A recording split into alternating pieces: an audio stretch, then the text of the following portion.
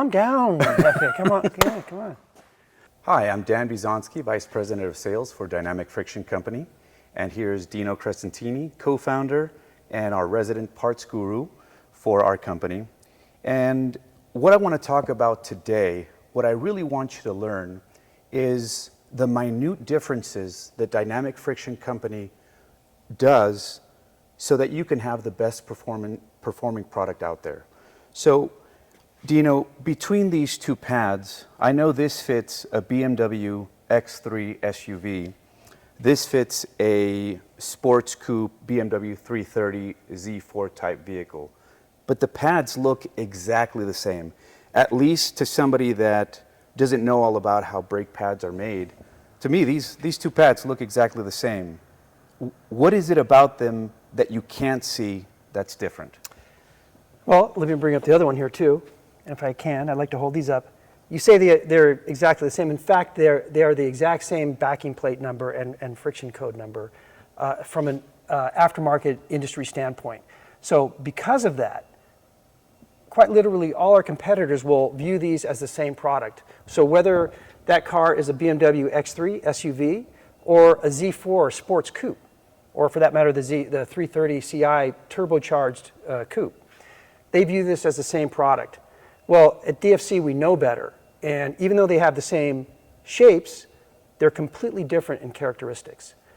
So BMW, when they design their cars, of course, they're going to try to maximize their tooling by providing the same platform, whether it be an SUV or a sports car or a sedan or whatever. But they do the fine tuning with the brake pads when it comes to the brake system. So in this particular case, you have the X3 SUV, and let's take a 330i Ci turbocharged sports coupe. They will have the same caliper, rotor, master cylinder, booster. All those components are exactly the same, but they have completely different performance characteristics. And certainly for marketing purposes, the BMW is looking to market the sports cars to sports enthusiasts and the SUVs to, more of a family type vehicle. So for BMW, what they did is they employed for both models, okay, they employed a low metallic brake pad, which is very different than a ceramic, which is very different than a typical semi-metallic, which, by the way, is what most of our competitors would use as a replacement. But for the SUV, it has a milder characteristic. It's not as aggressive. But for the Z4 and for the 330 Ci sports coupe, it's very aggressive. So, and also they're higher performance vehicles, bigger wheels and tires. So they actually need a higher output friction formula. So at DFC, we actually provide these characteristics in our products for those vehicles. And at the end of the day, it's really to give you the performance and feel that you felt when the vehicle left the showroom floor.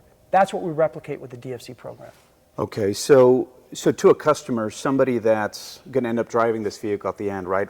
Once the brake job is done, how do the differences manifest themselves were you to use the wrong brake pad? So let's say, because they're so interchangeable, if you have the wrong friction formulation used for an SUV versus a sports coupe, what does the customer end up feeling? Yeah, good question, and that happens quite often because, as I mentioned earlier, this is a medium output formula. Mm-hmm. So if you put a medium output formula in a system that was designed for a high output formula, you're going to get reduced performance, reduced feel, so you may have a spongier pedal, but more than that, you're going to upset the balance that was originally designed into the vehicle. Mm. And so what does that mean? If you have, let's say, the high output pad replaced with a medium output pad, and you have the same output on the rear, you create an imbalance. What does that mean?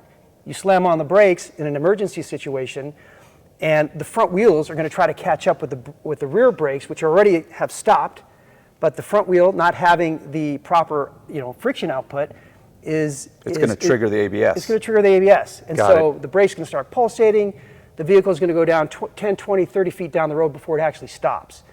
When you have the proper formulation, both front and rear, you slam on the brakes, the vehicle's just going to hunker down and stop. So it sounds like, if you really kind of wrapping it all up, if you put in the wrong friction formulation, you're going to get a comeback. I mean, the shop's going to end up paying for another job, they're going to be unhappy. Who knows even if they get that customer back because of this experience. And it all goes back to the brakes. So really, I think for us at DFC, it's about what you can't see. You know, there's a lot of things that you can see that are discernible between us and the competition, but for us, it's about what you can't see, and that's what makes us different. Thank you very much. Thank you.